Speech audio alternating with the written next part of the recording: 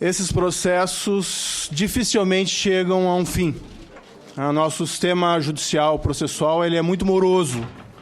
Então, nós temos casos, muitas vezes, que passam pelas nossas mãos. Nós até temos presente, muitas vezes, que a prova é muito forte da prática de um crime. Muitas vezes, nós proferimos um juízo condenatório. E, certamente, em vários outros casos, nós proferimos juízo absolutório. Mas, em muitos casos, nós proferimos juízos condenatórios. E nós não vemos o final do processo por conta de duas situações. Há uma prodigalidade, um grande número de recursos no nosso sistema processual penal e uma compreensão atual de que a punição, a execução da pena só poderia ocorrer a partir do trânsito em julgado. Eu tenho um caso que passou pelas minhas mãos, por exemplo, envolvendo dirigentes do Banco do Estado do Paraná, que eu julguei, eles praticaram fraudes bilionárias no âmbito do Estado do Paraná. Eu julguei esse caso, a sentença, em 2004, e, ilustrativamente, é um caso que ainda não chegou ao final. Já foram condenados por mim, já foram condenados pelo Tribunal Regional Federal da 4ª Região, já foram condenados no Superior Tribunal de Justiça, mas, não obstante, tramitam ainda recursos, que são, na verdade, recursos, nesse caso, incabíveis, no Supremo Tribunal Federal, há mais de um ano. Mas esse não é um caso pontual. Nós tivemos casos notórios até envolvendo crimes de sangue. O caso do ex-jornalista Pimenta Neves, que era um homicida confesso, e o caso demorou para ser resolvido pelas Cortes de Justiça brasileira mais de 10 anos. Esse chegou ao fim, graças a Deus, mas um caso de homicida confesso demorar tanto tempo no trâmite da Justiça é ilustrativo de que algo está errado com o nosso sistema de justiça criminal. Recentemente, li a notícia de que o caso envolvendo lá os fiscais do Rio de Janeiro, que foi denominado na época de propinoduto, é um caso que já foi julgado em primeira e segunda instância, mas que ainda não chegou ao seu final. Com um risco até, pelo menos segundo a notícia que eu li, não tenho conhecimento aprofundado desse caso, que os recursos que foram bloqueados na Suíça desses fiscais sejam devolvidos, porque o processo brasileiro não chegou ao final. Então, diante dessa situação, o que a AJUF, isso foi feito no âmbito da Estratégia Nacional de Combate à Lavagem de Dinheiro, com discussão com o Executivo, com discussão com representantes do Legislativo, com discussão com o Ministério Público, foi apresentar uma proposta para tentar fazer com que a nossa justiça seja menos morosa. E a nossa proposta retorna à proposição de que, após um julgamento de apelação por um tribunal de segundo grau, em que haja uma condenação criminal por esse colegiado, possa o tribunal, como regra, impor a prisão para crimes graves. E aí nós colocamos crimes hediondos, nós colocamos crimes de lavagem de dinheiro, nós colocamos crimes contra a administração pública e colocamos também os crimes aqui da lei contra o crime organizado,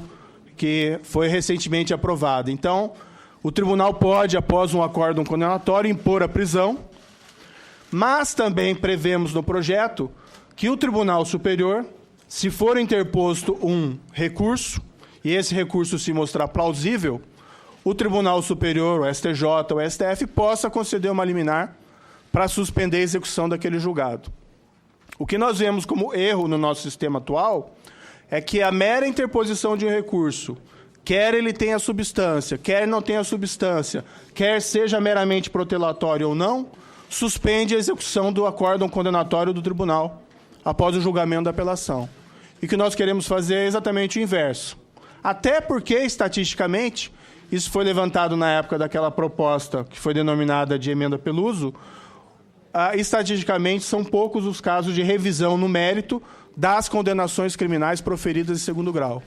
O grande problema é o tempo, e o grande problema no processo penal do tempo é que também muitos desses casos acabam em prescrição. Porque se a justiça não julga o caso até determinado tempo, acaba havendo a prescrição, e às vezes uma pessoa que é culpada, condenada, acaba não sofrendo nenhuma punição, por conta apenas da inércia e do decurso do tempo. Nós temos argumentado que é importante que o sistema de justiça criminal funcione de uma maneira eficiente. E ele é eficiente quando ele absolve o inocente e quando ele condena o culpado. E nesse caso da condenação de culpado, quando se segue uma consequência. No nosso sistema de justiça criminal, não é isso exatamente que acontece, principalmente para esses crimes complexos. A principal objeção que tem sido formulada em relação a esse projeto seria um eventual óbice no princípio da presunção de inocência. O que nós defendemos? A presunção de inocência, ela tem duas vertentes. Uma das vertentes é uma vertente probatória, que ela diz, ninguém vai ser condenado se você não tiver uma prova segura da responsabilidade criminal. Uma prova, os anglo-saxões chamam lá de acima de qualquer dúvida razoável. Isso o projeto não mexe uma vírgula. Isso realmente tem que ser assim. Você só pode condenar criminalmente alguém quando a prova da responsabilidade for categórica. Outra questão, porém, diz respeito à presunção de inocência em efeitos de recurso e prisão antes do julgamento. Nossa compreensão é que, até o primeiro julgamento, e aqui até no projeto até o segundo julgamento, a prisão cautelar, a prisão preventiva, ela tem que ser excepcional. Isso o projeto também não mexe. Agora, a partir do momento em que existe um acórdão condenatório, o que nós defendemos é que essa prisão possa, pelo menos para crimes graves, ser estabelecida como uma regra e não como uma exceção. Para crimes graves, diga-se bem. Não ferem, na nossa percepção, a presunção de inocência. Nós temos até o exemplo do direito comparado.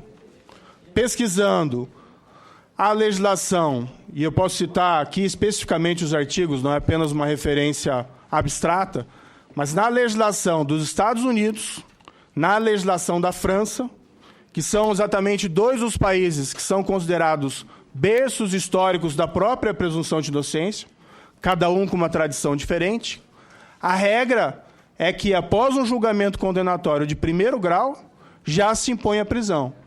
E a exceção é que se responde em liberdade numa fase recursal. Tá? E o que nós estamos propondo aqui nem é algo tão, vamos dizer assim, radical na nossa tradição, como o que acontece na legislação francesa e norte-americana. Nós estamos propondo a prisão a partir do julgamento de um acórdão condenatório, onde você tem lá vários juízes, vários desembargadores reunidos em colegiado, que vão apreciar o caso com a profundidade e serenidade que se espera dessas cortes de apelação. E ainda, como disse, com a possibilidade de, havendo plausibilidade do recurso, um tribunal superior emitir uma decisão, não. Para esse caso, vamos esperar o trânsito em julgado. O grande problema do nosso sistema é tornar essa necessidade de esperar o trânsito em julgado sempre uma regra. O que leva também a abusos na interposição de recursos. Normalmente, isso são patologias dentro do processo criminal.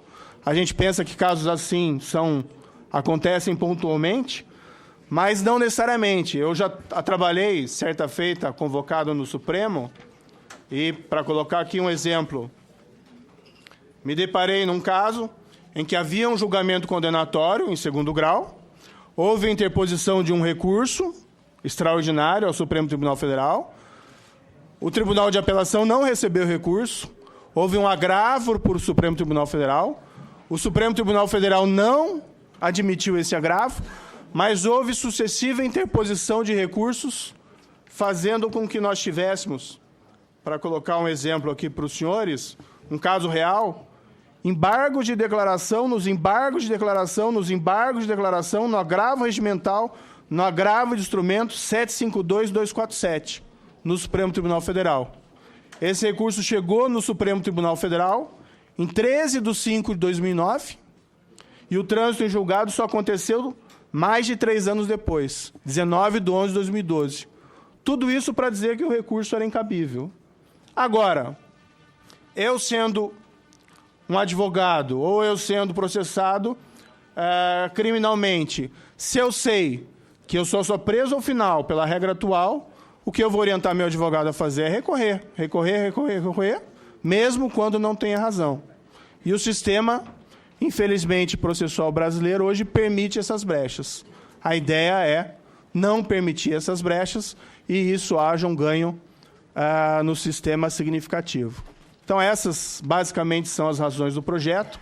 Essas são também as razões da JUF, e nós achamos que nós temos um argumento muito forte em apontar o direito comparado nesses países em que a própria presunção de inocência foi construída historicamente, demonstrar que eles não vinculam isso a efeitos de recurso contra uma condenação criminal, para defender a aprovação desse projeto e a sua constitucionalidade, compatibilidade com o sistema atual. Muitas vezes é referido um julgado do Supremo Tribunal Federal, acho que é o que, indo para a finalização, muitas vezes é referido um julgado do Supremo Tribunal Federal, que é o habeas corpus 84.078, que foi um julgado em que o Supremo Tribunal Federal entendeu que, para a execução da pena, seria necessário o trânsito em julgado. Mas foi um julgado por uma maioria bastante estreita. Por outro lado, ministros que faziam parte dessa maioria já deram sinalização de posicionamento de que eles teriam mudado de entendimento. Um deles foi o próprio ministro César Peluso. Embora ministro aposentado do Supremo Tribunal Federal, fazia parte da maioria na época daquele julgado e depois apresentou a proposição da chamada emenda Peluso para permitir a execução a partir do julgamento em segundo grau.